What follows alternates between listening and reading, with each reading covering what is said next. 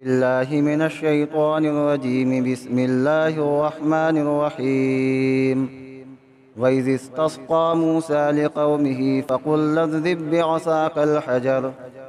فانفجرت منه 12 عينا قد علم كل أناس مشربهم كلوا واشربوا من رزق الله ولا تعثوا في الأرض مفسدين. وإذ قلتم يا موسى لن نصبر على طعام واحد فادع لنا ربك يخرج لنا مما تنبت الأرض من بقلها وكثائها وفومها وعدسها وبصلها قال أتستبدلون الذي هو أدنى بالذي هو خير اهبطوا مصرا فإن لكم ما سألتم وضربت عليهم الذلة والمسكنة وباءوا بغضب من الله ذلك بأنهم كانوا يكفرون بآيات الله ويقتلون النبيين بغير الحق ذلك بما عصوا وكانوا يعتدون. صدق اللہ العظیم. عزیزان گرامی اور عزیز ساتھیوں، اللہ تبارک و تعالی نے ان آیات کے اندر حضرت موسیٰ علیہ السلام اور ان کی قوم بنی اسرائیل کا تذکرہ فرمایا ہے، اور یہ سلسلہ پچھلی کئی آیات سے شروع ہوا ہے کہ اللہ تبارک و تعالی نے قوم بنی اسرائیل کے اوپر مختلف زمانوں کے اندر، مختلف حالات کے اندر جو ان کے اوپر انعامات اور احسانات کا معاملہ ان کے ساتھ فرمایا ہے، اس کا تذکرہ اللہ تبارک و تعالی نے تفصیل کے ساتھ اس رکوع کے اندر اور اس سے پہلے کی آیات کے اندر بیان فرمایا ہے۔ قرآن مقدس کے اندر اللہ پاک جل شانہ و عم نوالہ نے سب سے زیادہ اور کثرت کے ساتھ جس قوم کے حالات اور واقعات کو بیان فرمایا ہے وہ قوم بنی اسرائیل ہے، اور قوم بنی اسرائیل وہ قوم ہے کہ اللہ تعالیٰ نے اس قوم کے اندر بے شمار پیغمبروں کو پیدا فرمایا ہے، بے شمار پیغمبروں کی آمد اس قوم کے اندر ہوئی ہے۔ انہی پیغمبروں میں حضرت موسیٰ علیہ السلام بھی اس قوم کے اندر نبی بنا کر بھیجے گئے۔ اللہ تبارک و تعالی نے ان کے ذریعے سے دعوت و تبلیغ کا کام کرایا، اور ان کے ماننے والے اور ان کے اوپر ایمان لانے والوں کی ایک تعداد ہو گئی۔ اللہ تبارک و تعالی کی طرف سے یہ احکامات پہنچاتے رہے اور قوم اس کو قبول کرتی رہی۔ قوم بنی اسرائیل وہ قوم ہے کہ اللہ تبارک و تعالی نے اس کے ساتھ بہت ہی خصوصی امتیازات کا معاملہ فرمایا ہے، اپنی خاص رحمتیں اس کے اوپر مختلف اوقات کے اندر نازل فرمائی ہے، اور عجیب و غریب نعمتوں سے اللہ تبارک و تعالی نے اس قوم کو نوازا ہے۔ ایک طرف تو اللہ جل شانہ کی بے پناہ محبت کہ اللہ جل شانہ نے بے شمار نعمتوں کی بارش ان کے اوپر، بے شمار انعامات کی بارش اس قوم کے اوپر نازل فرمائی، وہیں دوسری طرف یہ قوم اپنی ہر درمی کے اندر، اپنی ضد کے اندر اور اپنی ڈھٹائی کے اندر آگے بڑھتی چلی گئی، اور بے اعتدالی، بے راروی اس قوم کے اندر پائی جانے لگی، یہاں تک کہ یہ اللہ کے غضب اور اللہ کے عذاب کے مستحق بن گئے۔ کہ جب کسی قوم کو اللہ تبارک و تعالی نوازتے ہیں تو کس طریقے سے نوازتے ہیں، اس کا تذکرہ ان آیات سے صاف معلوم ہوتا ہے کہ جب اللہ تبارک و تعالی کسی قوم کو نوازتے ہیں اور دینے پر آ جاتے ہیں تو دریاؤں کو روک کر کے وہاں سے ان کے لیے گزرنے کا راستہ تیار کر دیتے ہیں، اور جب اللہ تعالیٰ نوازنے پر آتے ہیں تو ان کے لیے کھانے کا انتظام غیب کی جانب سے اور آسمان سے ان کے لیے کھانے کا انتظام بھی کر دیتے ہیں۔ یہ سب اللہ تعالیٰ کی نوازش کا ایک حصہ ہے۔ قوم بنی اسرائیل کے اوپر اللہ تبارک و تعالیٰ نے بہت سارے احسانات وقتاً فوقتاً اس کے اوپر نازل فرمائے ہیں، اس کا تذکرہ یہاں پر کیا جا رہا ہے۔ ان کے اوپر جو انعامات کی تفصیل ہے، پچھلی تفسیر کے اندر آپ نے سنا ہوگا کہ دریاؤں کو روک کر کے ان کے لیے وہاں سے گزرنے کا راستہ بنا دیا گیا، اور یہ قوم اس راستے سے پار ہو گئی، اور پھر ان کے پیچھے جو ان کے دشمن تھے فرعون اور ان کے لشکر، سب اس دریا کے اندر ہلاک کر دیے گئے، غرق کر دیے گئے۔ اسی طریقے سے جب یہ قوم ایک میدان تیہ کے اندر اپنی جرم کی پاداش میں اور اپنے جرم کے نتیجے میں وہاں پر اس کو ٹھہرا دیا گیا، محصور کر دیا گیا، وہاں پر نہ کوئی سایہ دار درخت ہے، نہ کوئی عمارت ہے، اور نہ کوئی ایسی چیز ہے جہاں پر یہ راحت حاصل کر سکتے ہوں۔ تو اللہ تبارک و تعالیٰ نے اس میدان کے اوپر بھی، جبکہ وہ اللہ نے انہیں جرم کی سزا کے طور پر اس میدان کے اندر ایک طویل عرصے تک ان کو محصور کر دیا تھا، لیکن وہاں پر بھی اللہ تعالیٰ نے ان کے ساتھ انعام کا معاملہ فرمایا، احسان کا معاملہ فرمایا، اور وہاں پر بھی ان کے لیے ابر کا سایہ ان کے اوپر نازل فرما دیا گیا۔ اور اسی میدان تیہ کے اندر جب انہوں نے اللہ کے پیغمبر حضرت موسیٰ علیہ السلام سے کھانے کا مطالبہ کیا، تو اللہ تبارک و تعالیٰ نے آسمانی خوراک ان کے لیے نازل فرمائی، اور وہاں پر ان کے لیے کھانے کا انتظام بھی ہو گیا۔ اس کے بعد اب اللہ تبارک و تعالیٰ فرماتے ہیں، یہ آج کی تفسیر کے اندر اور آج کی آیت کے اندر جو واقعہ بیان کیا جا رہا ہے، یہ واقعہ بھی اسی میدان تیہ کا ہے کہ جہاں پر وہ ایک لمبے عرصے تک اپنے جرم کی وجہ سے اور اپنے جرم کی پاداش کے اندر وہاں پر محصور کر دیے گئے تھے۔ کھانے کا انتظام ہو گیا، سایہ کا انتظام ہو گیا۔ جب پانی پینے کا مسئلہ آیا تو انہوں نے اللہ کے پیغمبر حضرت موسیٰ علیہ السلام سے مطالبہ کیا کہ اے اللہ کے پیغمبر، اے موسیٰ علیہ السلام، آپ اپنے رب سے پانی کا مطالبہ کریں، دعا کریں، تاکہ ہمارے لیے پینے کا انتظام ہو سکے۔ اس سے پہلے کھانے کا انتظام ہو چکا ہے، اور بھی بہت ساری سہولت اور آرام کی چیزیں وہاں پر ان کو دی جا چکی ہے۔ اب یہاں سے ان کے لیے پینے کا انتظام کیا جا رہا ہے، اور اسی کا یہاں پر تذکرہ کیا جا رہا ہے کہ اللہ تبارک و تعالیٰ فرماتے ہیں کہ اس وقت کو بھی یاد کرو کہ جب حضرت موسیٰ علیہ السلام نے اپنی قوم کے لیے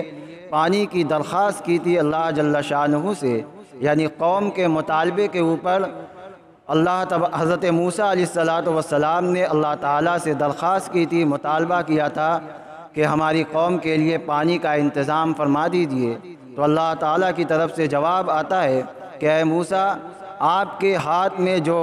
لاٹھی اور عصا جو موجود ہے، وہ صرف لاٹھی اور عصا نہیں ہے، بلکہ ہم نے آپ کو اس کے یہ جو عطا کیا ہے، اس کے اندر بہت ساری چیزوں کو چھپا کر کے رکھا ہے۔ کہیں اللہ تبارک و تعالیٰ نے اسی لاٹھی اور ڈنڈے کو سانپ کی شکل میں بنا دیا ہے، کہیں پر حضرت موسیٰ علیہ السلام کے لیے یہاں پر سہارا لینے کے لیے اس کو بنا دیا، اور اسی طریقے سے اور بھی دوسری کاموں کے لیے اللہ تعالیٰ نے موسیٰ علیہ السلام کو وہ عصا عطا فرمائی تھی۔ تو حکم ہوتا ہے کہ اے موسیٰ علیہ السلام، آپ پانی کی درخواست کر رہے ہیں، پانی کا مطالبہ کر رہے ہیں اپنی قوم کے لیے، لہٰذا اگر آپ چاہتے ہیں تو آپ کے ہاتھ میں جو عصا ہے، آپ کے ہاتھ میں جو لاٹھی ہے،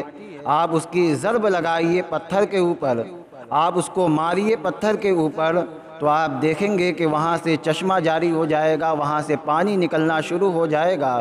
اور پھر ایسا ہی ہوا کہ جب حضرت موسیٰ علیہ السلام نے اپنے ہاتھ کے اندر جو ان کے عصا موجود تھی، اس کو پتھر کے اوپر ضرب لگائی، پتھر کے اوپر اس کو مارا ہے، تو وہاں سے پانی کا نکلنا شروع ہوا، اور اللہ تعالیٰ نے ان کے اوپر یہ بھی کرم فرمایا کہ وہاں سے ایک چشمہ نہیں نکلا، بلکہ 12 چشمے اور 12 جگہوں سے وہاں پر پانی نکلنا شروع ہو گیا۔ یہ بھی اللہ تبارک و تعالیٰ کا خصوصی کرم تھا اس قوم کے ساتھ، اس لیے کہ قوم بنی اسرائیل کے اندر کل 12 قبیلے اور 12 خاندان پائے جاتے تھے۔ حضرت یعقوب علیہ السلام کے چونکہ 12 بیٹے تھے اور ہر ایک بیٹے کا الگ ایک قبیلہ اور خاندان آگے چل کر بن گیا تھا، ان کا الگ ایک انتظام ہوا کرتا تھا، اس لیے اللہ تبارک و تعالیٰ نے یہ دیکھا کہ ایسا نہ ہو کہ ایک ہی جگہ سے پانی نکلنے کے اوپر یہ وہاں پر سبقت کرنے کے معاملے میں ایسا نہ ہو کہ آپس میں لڑنے اور جھگڑنے لگیں، تو اللہ تعالیٰ نے احسان کے طور پر جتنے قبیلے ان کے اندر پائے جاتے تھے سب کی تعداد کے مطابق کل 12 چشمے وہاں سے اس پتھر سے نکلنا شروع ہو گئے، اور پھر ان کے لیے وہ پانی وہاں پر نکلنا شروع ہو گیا جس سے انہوں نے اپنی پیاس بجھانی شروع کی۔ تو اللہ تعالیٰ نے اس قوم کے اوپر بڑے بڑے احسانات نازل فرمائے ہیں، بڑے بڑے احسانات کا معاملہ اس قوم کے ساتھ کیا ہے، لیکن یہ قوم جیسے بھی اللہ کے انعامات کو پاتی رہی، اس کے اندر ہٹ درمی اور ڈھٹائی بڑھتی رہی، یہاں تک کہ آگے یہ نتیجہ ہو گیا کہ اس کے اندر بے اعتدالی، حد سے تجاوز، بے راہ روی، سرکشی اور نافرمانی پائی جانے لگی۔ اور یہ ہم دنیا کے اندر بھی ہم دیکھتے ہیں کہ جب کسی بچے کو آپ لے لیجئے کہ کسی بچے کو ہم جب گھر کے معاملے میں کافی ہم چھوٹ دے دیتے ہیں تو وہ بچہ آگے چل کر کے نالائق بن جاتا ہے، اور وہ باپ کی بے انتہا اور بے پناہ شفقت اور محبت کا ناجائز فائدہ اٹھانے لگتا ہے۔ دنیا کے اندر بھی ہمیں اور آپ کو اس کا مشاہدہ ہوتا ہے۔ اللہ تبارک و تعالیٰ نے قوم بنی اسرائیل کے ذریعے سے دنیا والوں کو یہ نقشہ دکھلایا ہے کہ ہماری نوازش، ہمارا اکرام اور ہمارا انعام ان کے ساتھ کیسا رہا ہے اور ان کا ہمارے ساتھ معاملہ کیسا رہا ہے۔ اللہ کے انعامات کے بدلے میں ان کو یہ چاہیے تھا کہ اپنے آپ کو اللہ کے حوالے کر دیتے، اللہ کے حوالے کر کے اللہ کی اطاعت اور فرمانبرداری کے اندر اپنے آپ کو اپنے لگا دیتے، اس کے اندر کھپا دیتے، لیکن ایسا نہیں ہوا اور ان لوگوں کی سرکشی اور نافرمانی بڑھتی گئی یہاں تک کہ یہ لوگ اللہ کے غضب کے بھی مستحق بن گئے۔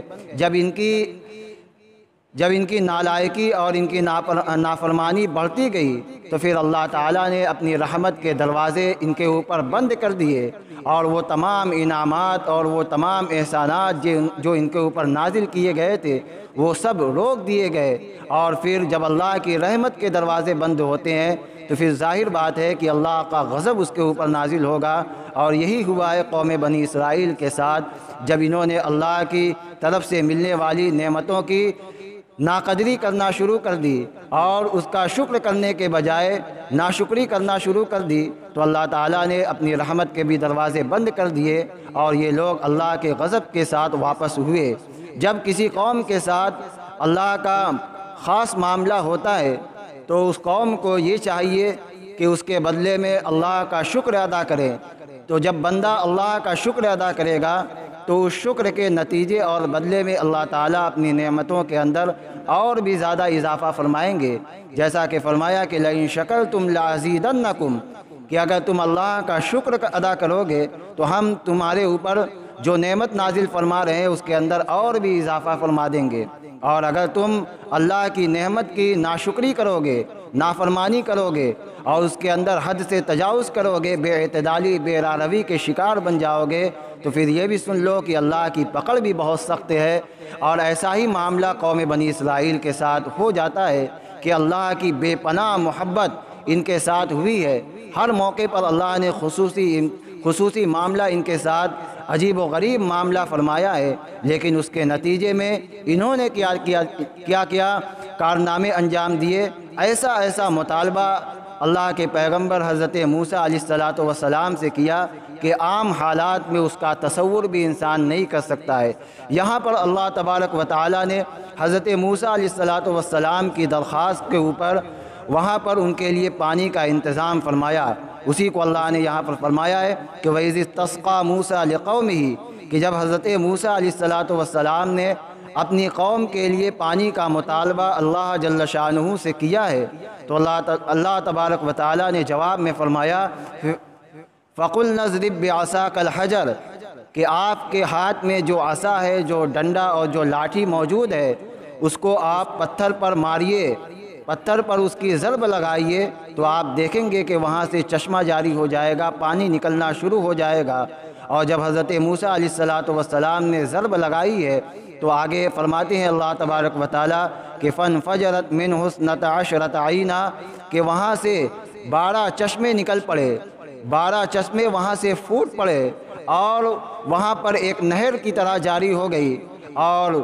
چونکہ یہ 12 چشمے اسی وجہ سے نکالے گئے کہ بنی اسرائیل کے اندر 12 قبیلے موجود تھے، ہر قبیلے کے لیے اللہ نے الگ سے پانی کا انتظام فرمایا تاکہ یہ آپس میں لڑنے اور جھگڑنے نہ لگیں۔ آگے اللہ تعالیٰ فرماتے ہیں قد علم کل اناس مشربہم، اور ہر قبیلے نے، ہر خاندان کے لوگوں نے اپنے مشرب کو، اپنے پینے کی جگہ کو پہچان لیا، سمجھ لیا، اور اپنی اسی جگہ پر وہ پہنچ کر اپنی پیاس کو بجھانے لگے۔ اللہ تبارک و تعالیٰ فرماتے ہیں کہ کلوا واشربوا من رزق اللہ ولا تعثوا فی الارض مفسدین، کہ اللہ کی زمین کے اندر کھاؤ اور پیو، اللہ کے رزق کے ذریعے سے تم کھانا بھی کھاؤ اور پانی بھی پیو، اور لیکن زمین کے اندر فساد نہ پھیلانا، زمین کے اندر فساد اور فتنہ نہ پھیلانا۔ اللہ تعالیٰ نے مفسدین کا لفظ یہاں پر فرمایا ہے کہ نافرمانی کرنے والے اور احکام خداوندی سے روگردانی کرنے والے، منہ پھیرنے والے در حقیقت میں دنیا کے اندر فساد پھیلانے والے ہوں گے۔ اور ظاہر سی بات ہے کہ دنیا کے اندر جب احکام خداوندی کی مخالفت کی جائے گی اور اللہ کی اطاعت اور فرمانبرداری سے اپنے آپ کو جب ہٹا لیا جائے گا تو دنیا کا نظام ظاہر سی بات ہے کہ درہم برہم ہو جائے گا، دنیا کے اندر فساد پیدا ہو جائے گا، فتنہ پیدا ہو جائے گا۔ اللہ تعالیٰ نے یہاں پر اسی کو ذکر کیا ہے کہ تم اللہ کی طرف سے ملنے والے رزق سے کھاؤ اور پیو، لیکن اس کے اندر حد سے تجاوز مت کرنا، نافرمانی نہ کرنا، اللہ کی بندگی میں لگے رہنا۔ اس لیے کہ دنیا کے اندر انسان کی تخلیق کا ایک عظیم مقصد اللہ تبارک و تعالیٰ نے بیان فرمایا ہے کہ وما خلقت الجن والانس الا لیعبدون، کہ دنیا کے اندر انسان کی تخلیق کا جو مقصد ہے وہ صرف اور صرف اطاعت خداوندی ہے، احکام الہی کی پابندی کرنا ہے اور اسی کے اوپر لگے رہنا ہے اور جمے رہنا اور قائم رہنا ہے۔ اس کے علاوہ اگر ہم احکام خداوندی سے اپنے آپ کو پھیر لیتے ہیں، روگردانی کر لیتے ہیں، تو یقیناً ہم اللہ کے احکام کو توڑنے والے ہوں گے، اور جب اللہ کے احکام کو توڑا جائے گا تو دنیا کے اندر فساد پیدا ہوگا، فتنہ پیدا ہوگا۔ اسی کو اللہ تبارک و تعالیٰ نے یہاں ایک عجیب انداز میں فرمایا کہ کلوا واشربوا من رزق اللہ، کہ اللہ کے رزق سے کھاؤ بھی اور پیو بھی، لیکن زمین کے اندر فساد نہ پھیلانا، یعنی اللہ کی نافرمانی نہ کرنا اور احکام الہی سے منہ نہ موڑنا۔ یہ قوم ایسی قوم تھی کہ بار بار اس کو یاد دلانا پڑ رہا ہے کہ دیکھو چاہے کچھ بھی ہو جائے اللہ کی اطاعت اور فرمانبرداری کے اندر لگے رہنا۔ آگے اللہ تبارک و تعالیٰ نے جب ان کے لیے کھانے اور پینے کا انتظام ہو گیا اور یہ سارے واقعات جیسا کہ بتلایا گیا کہ میدان تیہ کے اندر کا ہے، وہ میدان تیہ کہ جس کے اندر قوم بنی اسرائیل کو ایک طویل عرصے تک محصور کر دیا گیا تھا، مقید کر دیا گیا تھا، بند کر دیا گیا تھا، وہ ایک چٹیل میدان، بیابان اور جنگل، نہ وہاں پر کوئی عمارت ہے، نہ وہاں پر کوئی درخت ہے، بس صرف وہ خالی چٹیل میدان کی شکل میں وہاں پر موجود ہے۔ جب اللہ تعالیٰ نے ان کے اوپر وہاں انعامات نازل فرمائے، کھانے کا انتظام ہو گیا، پینے کا انتظام ہو گیا، اب ان کی شرارت اور بڑھتی گئی۔ جب اللہ کی طرف سے رزق ان کو ملتا چلا گیا، من اور سلوہ کی شکل میں ان کے لیے کھانے کا انتظام ہو گیا، تو جب تھوڑے دن تک اس کھانے کو کھا کر جب وہ یہ کہیے کہ ایک ہی کھانے کے اوپر وہ اکتفا نہ کر سکے، اور جب وہ اسی کھانے کو کھاتے کھاتے جب تھک گئے تو اللہ کے نبی حضرت موسیٰ علیہ السلام سے پھر انہوں نے درخواست کی کہ آپ اپنے پیغمبر، آپ اپنے اللہ تعالیٰ سے دعا فرمائیں کہ ہمارے لیے اور بھی کھانے کی چیزیں ہم کو مل جائے۔ اور کس طریقے سے انہوں نے مطالبہ کیا ہے، اپنے پیغمبر کا نام لے رہے ہیں، کیا فرما رہے ہیں؟ وَإِذْ قُلْتُمْ يَا مُوسَىٰ، قوم بنی اسرائیل اپنے پیغمبر سے کہہ رہی ہے کہ اے موسیٰ، یہ خلاف ادب ہے کہ ایک قوم اپنے پیغمبر کا نام لے۔ اللہ تبارک و تعالیٰ نے اس کا تذکرہ یہاں پر فرمایا، ان کو یہ کہنا چاہیے تھا اے اللہ کے پیغمبر، اے اللہ کے نبی، اے اللہ کے رسول۔ یہ ادب کا معاملہ ہے کہ جب کوئی بڑا سامنے موجود ہو تو اس کا نام انتہائی ادب کے ساتھ لیا جاتا ہے، اور موسیٰ علیہ السلام تو اس قوم کے پیغمبر ہیں، اس قوم کے رسول ہیں، اور ان کی قوم کا معاملہ ان کے ساتھ دیکھیے کہ اے موسیٰ کہہ کر کے وہ قوم ان کو پکار رہی ہے، تو اللہ تعالیٰ فرماتے ہیں کہ یہ خلاف ادب ہے۔ فرمایا کہ جب ان لوگوں نے حضرت موسیٰ علیہ السلام سے درخواست کی کہ ہم ایک کھانے کے اوپر اکتفا نہیں کر سکتے، صبر نہیں کر سکتے کہ صبح شام وہی ایک طریقے کا کھانا، جب صبح ہوتی ہے شام ہوتی ہے، ہمارے زندگی کے شب و روز گزر رہے ہیں وہی ایک کھانے کے اوپر، تو جب وہ اس کھانے کو کھاتے کھاتے تھک گئے تو انہوں نے اپنے نبی سے درخواست کی کہ آپ اللہ تبارک و تعالیٰ سے دعا مانگے اور اللہ تعالیٰ سے مطالبہ کریں ہمارے لیے، اللہ تعالیٰ سے دعا کریں ہمارے لیے کہ وہ ہمارے لیے اور بھی چیزوں کا کھانے کا انتظام کر دے، وہ چیزیں جو زمین کے اندر پیدا ہوتی ہے، زمین کے اندر جو چیزیں سبزیاں اور ترکاریاں، جیسا کہ اللہ تعالیٰ نے آگے فرمایا ہے، ان چیزوں کا نام بھی لیا ہے کہ ان چیزوں کو پیدا فرما کر کے ہمارے لیے رزق کا انتظام فرمائے۔ جب بغیر کسی محنت کے اور جب بغیر کسی مشقت کے ان کے لیے کھانے کا انتظام ہو رہا تھا تو اس کے اوپر ان کو اطمینان نہیں ہوا اور آگے مطالبہ اپنے پیغمبر سے کر رہی ہے، تو اللہ تعالیٰ نے ان کے سوال کے جواب میں فرمایا کہ اگر تمہیں دنیا کی اور بھی چیزوں کی حاجت اور ضرورت ہے، تمہیں دنیا کی اور بھی چیزوں کو کھانے کا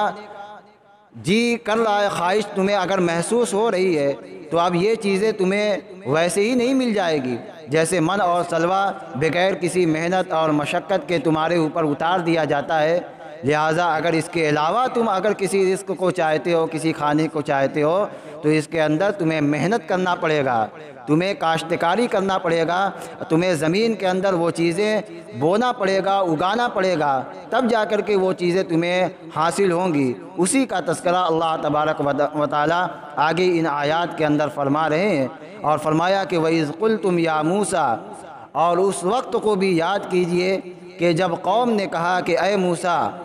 لَن نَصْبِرَ عَلَىٰ طَعَامٍ وَاحِدٍ، کہ ہم ایک کھانے کے اوپر صبر نہیں کر سکتے، اشارہ ہے اسی من اور سلوہ کی طرف کہ وہی ایک طرح کا کھانا وہ کھا کر تھک چکے تھے، اسی لیے انہوں نے کہا کہ ہم ایک کھانے کے اوپر اکتفا نہیں کر سکتے، صبر نہیں کر سکتے، لہٰذا ہمارے لیے اور بھی چیزوں کے کھانے کا انتظام کیا جائے۔ اور آپ اپنے اللہ سے یہاں پر بھی دیکھیے فرمایا کہ فَادْعُ لَنَا رَبَّكَ، کہ آپ اپنے پیغمبر سے دعا کیجئے۔ یہ نہیں کہہ رہی ہے قوم کہ فَادْعُ لَنَا رَبَّنَا، کہ آپ ہمارے رب سے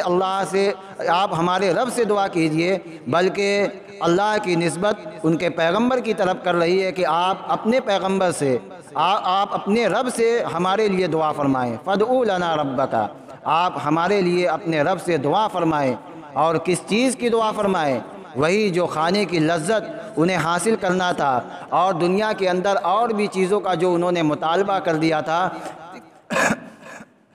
ان چیزوں کو آپ اللہ سے مانگیے، اللہ سے درخواست کیجیے، اللہ کے حضور میں آپ مطالبہ رکھیے ہمارے لیے کہ اللہ تعالی ہمارے لیے ان چیزوں کو بھی زمین کے اندر پیدا فرمائے۔ یخرج لنا مما تنبت الارض من بقلها، کہ آپ اللہ سے دعا فرمائیں کہ اللہ تعالی ہمارے لیے ان چیزوں کو بھی پیدا فرما دے جو زمین اپنے اندر پیدا فرماتی ہے، جیسے ساگ سبزی، من بقلها جیسے ساگ سبزی، وقصائیہ جیسے ککڑی، زمین کی ککڑیاں، وفومیہ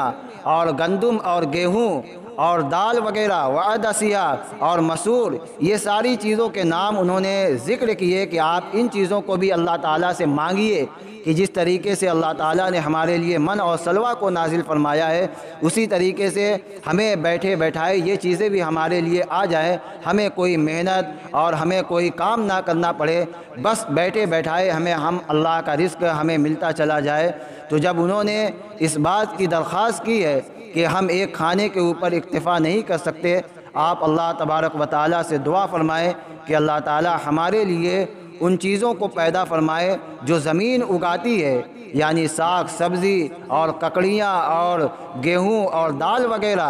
اور وبصلیہ اور پیاز وغیرہ، یہ ساری چیزوں کا بھی ہم مطالبہ کرتے ہیں تاکہ ہم اس کے ذریعے سے بھی اس کو کھا پی کر کے اپنی زندگی گزار سکیں۔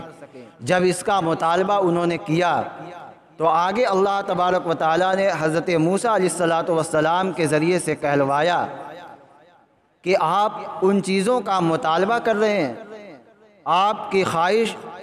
اور آپ کا مطالبہ ایسی چیز کا ہو رہا ہے کہ جو ادنا ہے اور گھٹیا ہے اس چیز کے مقابلے میں جو پہلے سے تم کو ایک نعمت کے طور پر آپ کو دی جا چکی ہے، اور وہ بہتر چیز ہے جو آپ کو اس سے پہلے دی جا چکی ہے۔ پہلے کیا چیز دی گئی تھی؟ وہ من اور سلوہ تھا، وہ ایک بہتر چیز تھی، اسی کو یہاں پر بیان کیا جا رہا ہے کہ ایک بہتر چیز کے بدلے میں آپ ایک ادنا چیز کو، ایک حقیر چیز کو آپ طلب کر رہے ہیں، آپ مطالبہ کر رہے ہیں۔ حضرت موسیٰ علیہ السلام فرماتے ہیں قَالَ تَسْتَبْدِلُونَ الَّذِي هُوَ أَدْنَىٰ بِالَّذِي هُوَ خَيْرٌ، کہ آپ لوگ بدلنا چاہتے ہیں اس چیز کو جو ادنا ہے اس چیز کے بدلے میں جو اس سے بہتر ہے، یعنی آپ کو اس سے پہلے اس سے بہتر چیز کھانے اور پینے کی دی جا چکی ہے، اس کے بعد بھی اس کے بدلے میں آپ لوگ ایک گھٹیا اور ایک کمتر چیز کا مطالبہ کر رہے ہیں۔ ٹھیک ہے، ایسا تو کرنا نہیں چاہیے تھا، لیکن اگر تم نے کر دیا تو اب یہ چیزیں تمہیں نعمت کے طور پر نہیں دی جائیں گی، تمہیں گھر بیٹھے بیٹھائے نہیں دی جائے گی، آسمان سے تمہارے لیے نازل نہیں کی جائے گی۔ جب تم نے مطالبہ کیا ہے ایک حقیر چیز کا اور ایک کمتر اور ایک ادنا چیز کا، جب تم نے مطالبہ کیا ہے تو اب اس کے لیے تمہیں خود اٹھنا ہوگا اور تمہیں خود اس کا انتظام کرنا ہوگا۔ اسی کی طرف اشارہ فرمایا گیا کہ اہبطوا مصرا فإن لکم ما سألتم، کہ تم نے جو سوال کیا ہے کہ یہاں سے نکل جاؤ دوسرے شہر کی طرف،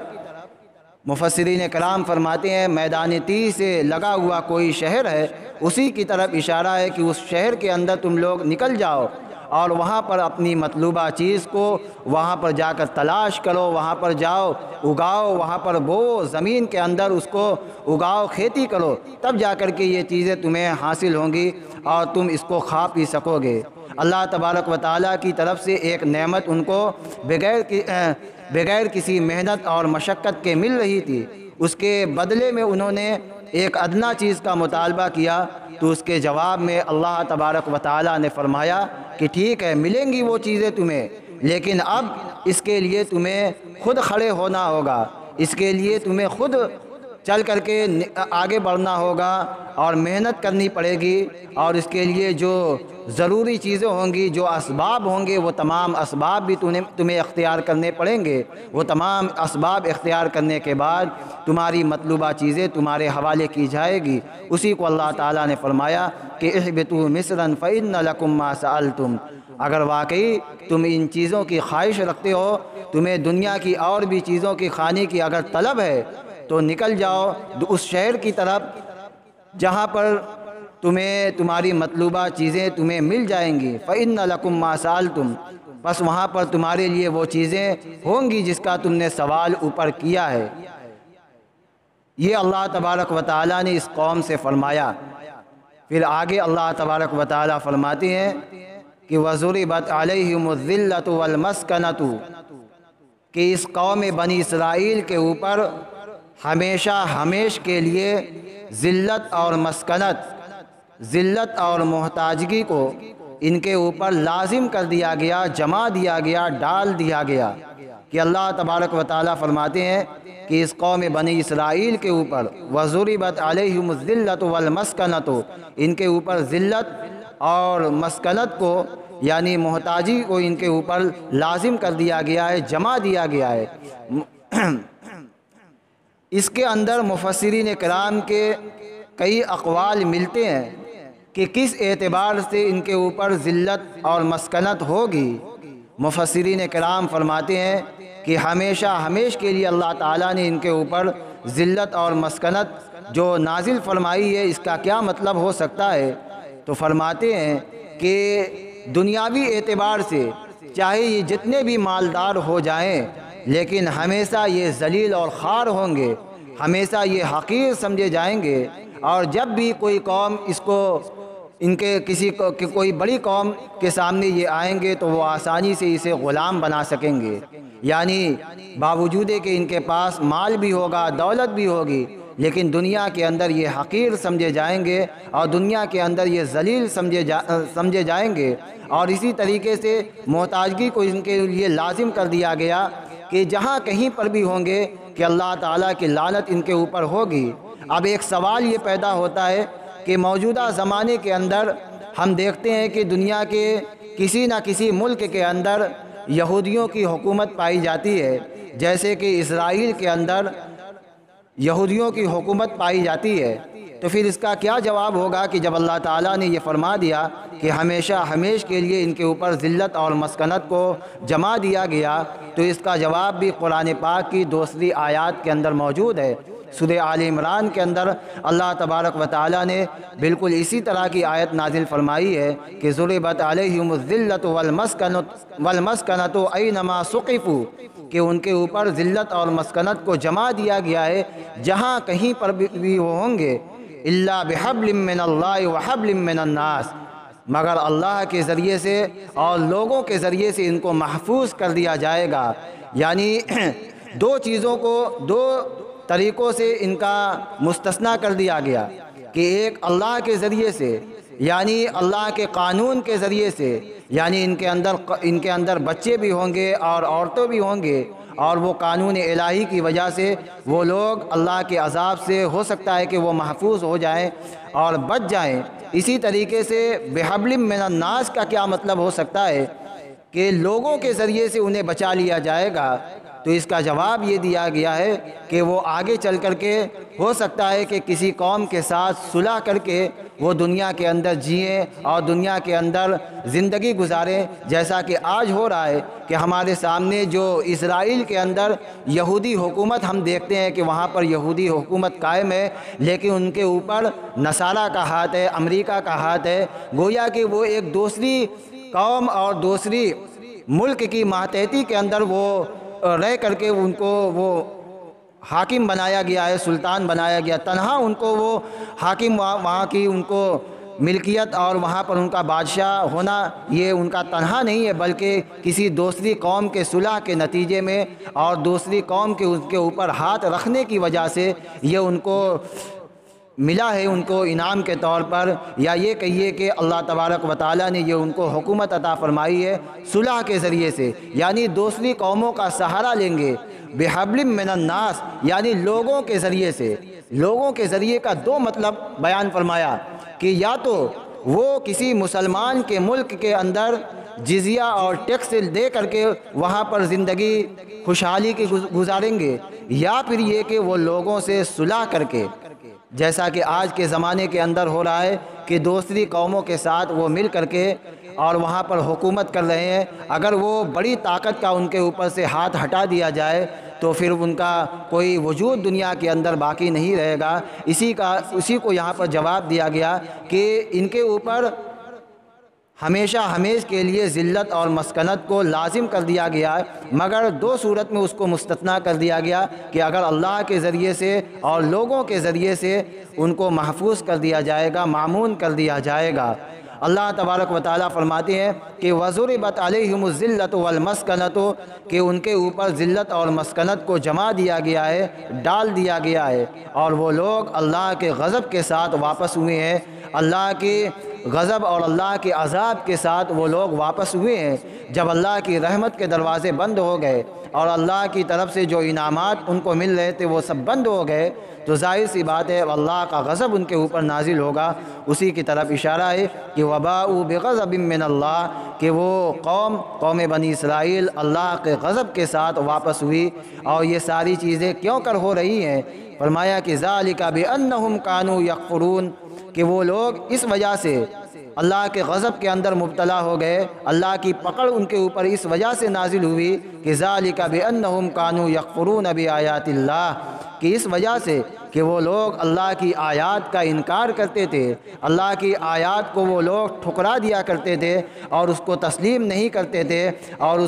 سے روگردانی کر دیا کرتے تھے، اس کے نتیجے میں وہ اللہ کے غضب کے مستحق بن گئے۔ اور دوسری وجہ یہ بیان فرمائی کہ وَيَقْتُلُونَ النَّبِيِّينَ بِغَيْرِ الْحَقِّ، اور وہ لوگ انبیاء اللہ کے بھیجے ہوئے پیغمبروں کو ناحق قتل کیا کرتے تھے۔ دنیا کے اندر کسی بھی زمانے کے اندر کسی بھی پیغمبر کو جب قتل کیا جائے گا تو وہ ناحق ہی ہوگا،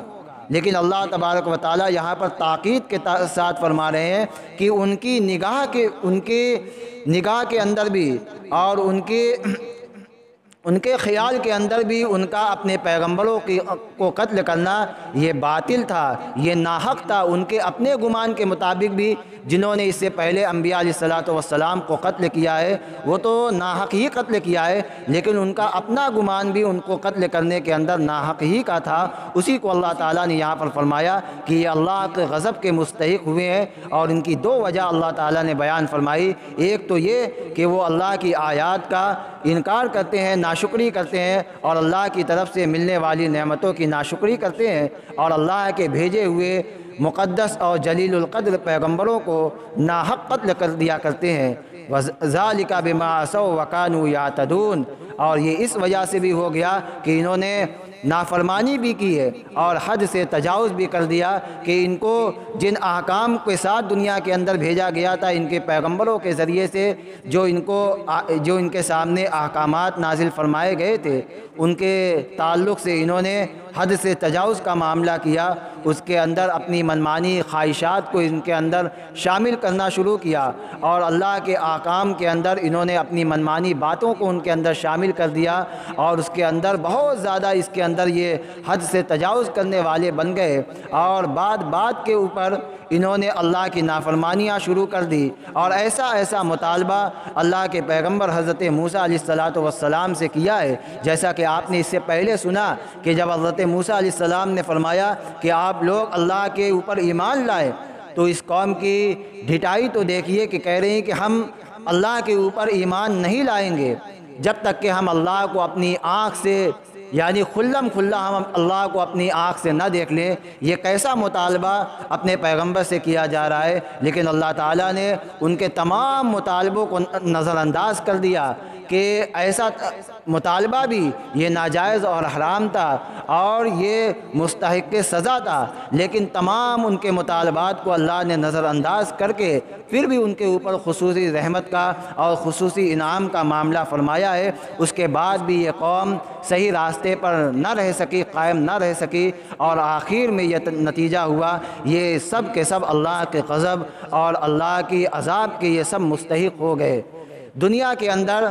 مسلمانوں کے تعلق سے بھی اس کے اندر ایک اہم پیغام اللہ تبارک و تعالیٰ نے دیا ہے کہ دنیا کے اندر اللہ تبارک و تعالیٰ سے کوئی چیز حاصل کی جا سکتی ہے تو وہ صرف اور صرف اللہ کی اطاعت اور اللہ کی فرمانبرداری کے ذریعے سے ہی حاصل کی جا سکتی ہے۔ اللہ کی رضا اور اس کی مرضی کے ساتھ زندگی گزارنے کے ساتھ ہی اللہ کی نعمتوں کو حاصل کیا جا سکتا ہے، اور اگر کوئی اللہ کی نافرمانی کے ساتھ اللہ کی نعمتوں کو حاصل کرنا چاہے گا تو یہ ناممکن ہے، وہ آخرت کے اندر اللہ کی نعمتوں سے محروم کر دیا جائے گا۔ تو ہم مسلمانوں کے تعلق سے بھی اس کے اندر ایک بڑا پیغام ہے کہ اللہ تبارک قرآن پاک کے اندر جو انبیاء علیہ السلام کے واقعات، جو ان کی قوموں کے حالات بیان کیے جاتے ہیں، یہ صرف قصے اور کہانی کے لیے نہیں بیان کیے جاتے کہ ہم نے قرآن کے اندر حضرت موسیٰ علیہ السلام کا واقعہ پڑھ لیا، ہمارے علم کے اندر اضافہ ہو گیا، ہماری معلومات کے اندر اضافہ ہو گیا۔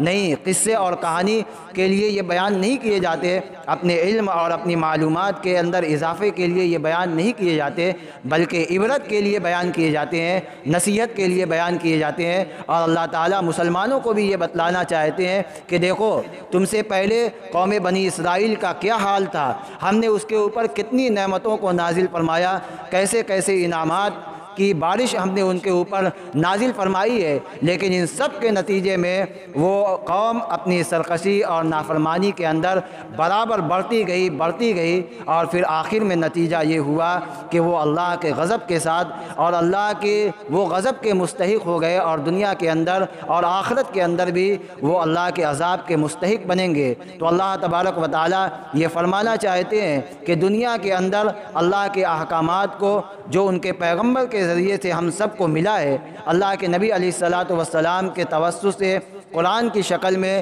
جو دین ہم کو ملا ہے، اللہ کے نبی علیہ الصلاۃ والسلام کے حدیث کی روشنی میں جو احکام ہم سب کے سامنے پیش کیے گئے ہیں، ہم ان سب کے اوپر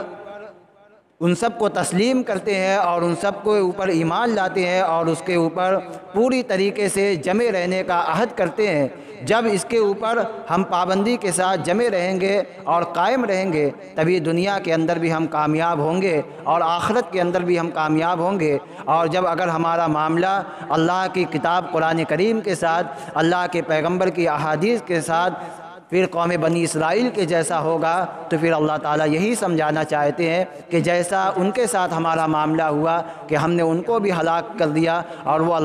وہ ہمارے غضب کے ساتھ دنیا سے رخصت ہوئے ہیں، تو ایسا نہ ہو کہ تم اللہ کی نافرمانی کر کے اور اللہ کی پیغمبر کی اطاعت اور اس کی فرما برداری سے منہ موڑ کر کے ایسا نہ ہو کہ تمہارا حشر بھی انہی کے ساتھ کر دیا جائے۔ اس لیے ہمیں دنیا کے اندر اللہ اور اس کے پیغمبر کی اطاعت اور فرما برداری کے ساتھ پورے طریقے سے جمے رہنا ہے اور اسی کے اوپر قائم اور دائم رہ کر کے 100% دین کے اوپر عمل کرنا ہے اور اسی کے ساتھ دنیا سے رخصت بھی ہونا ہے۔ دعا بھی کرنا ہے کہ اللہ تعالی ہم سب کو ایمان کے اوپر قائم اور دائم رکھے اور ایمان ہی کے اوپر ہم سب کا خاتمہ بھی فرمائے۔ اللہ تبارک و تعالی ہم تمام لوگوں کے اوپر تمام لوگوں کو اپنے احکامات کے اوپر مکمل طریقے سے عمل کرنے والا بنا دے۔ وآخر دعوانا الحمد للہ رب العالمین۔